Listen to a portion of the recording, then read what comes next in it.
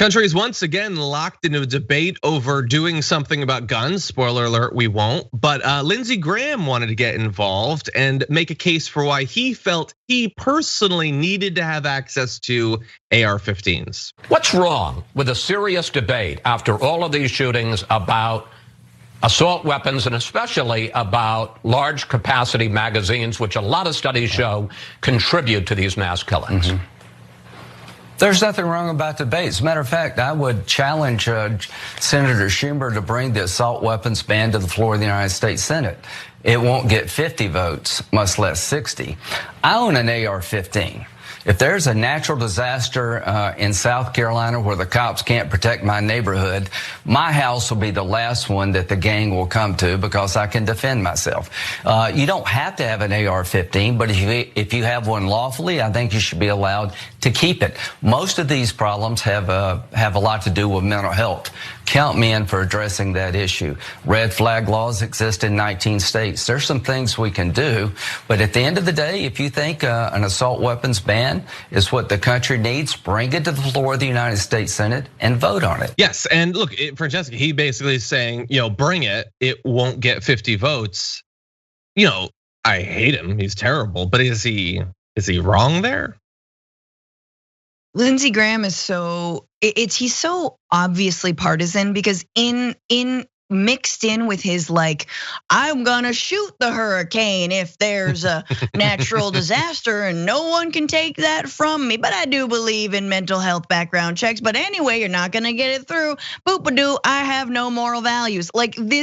He is such a partisan puppet. It does there's somewhere deep in there is actually what he might think. And again, he sort of blurted it out. But yeah, he's just challenging us on the sheer vote numbers rather than the implications and the importance of getting some kind of assault weapons ban passed to save lives.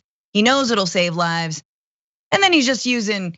Yeah, I look. First of all, Lindsey, honey, no one's coming to your house either to rescue you or steal all your weird porcelain kitty cats that you have.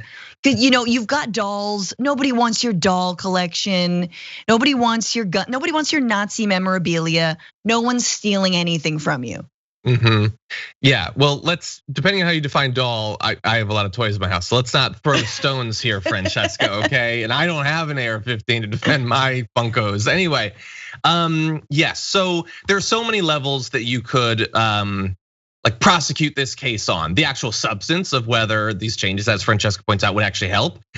What the American people actually want would be one thing. Just what your senators will vote for is such a. It's not that it's pointless. It has a point. It stops the legislation. It's devoid of anything beyond the raw exercise of political power.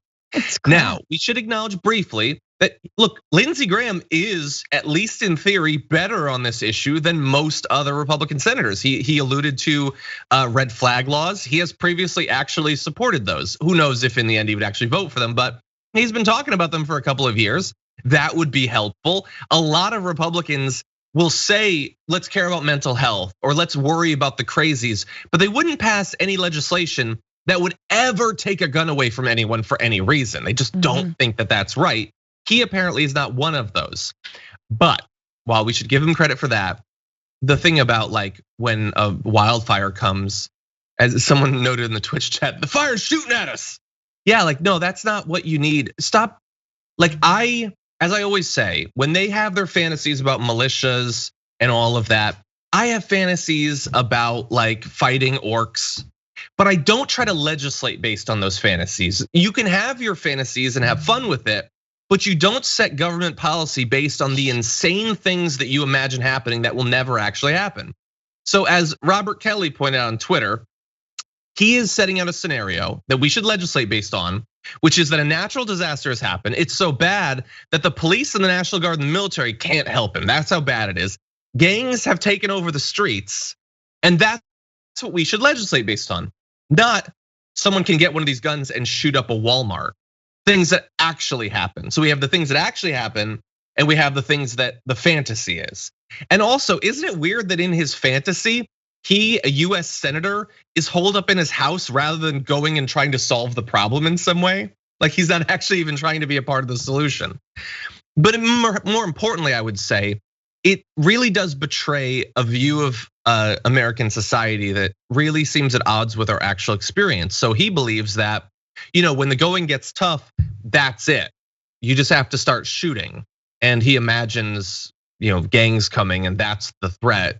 If he were to actually define what he imagines that threat looking like, it would get really, really bad, really fast.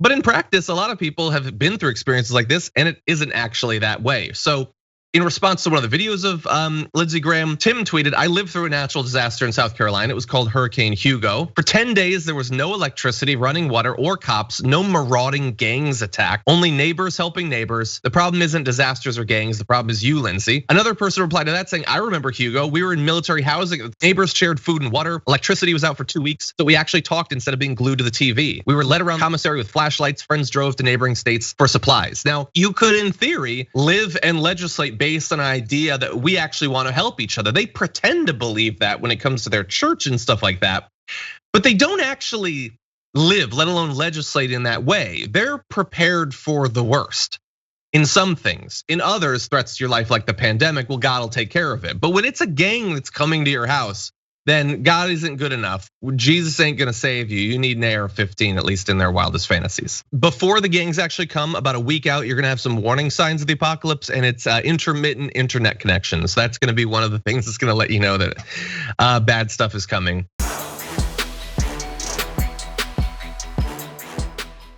For more political news breakdowns, interviews, stories of activism, and me trying my hardest to care about the occasional big celebrity news story, subscribe to our YouTube channel at youtube.com/The Damage Report. And you can ring the bell wherever it is so you don't miss anything.